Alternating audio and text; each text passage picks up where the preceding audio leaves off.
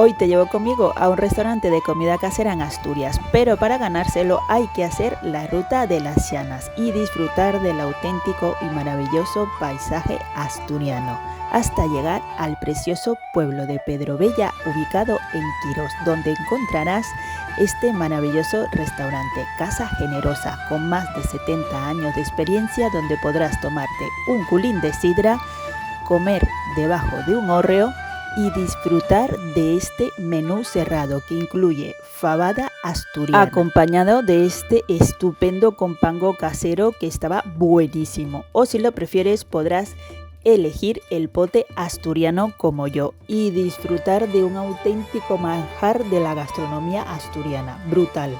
De segundo llega el cabrito, carne guisada o jabalí con patatina casera que estaba de toma, pan y moja. Una auténtica experiencia que tienes que disfrutar sí o sí si vienes a Asturias. Así que guárdate este reel para tu próxima escapada.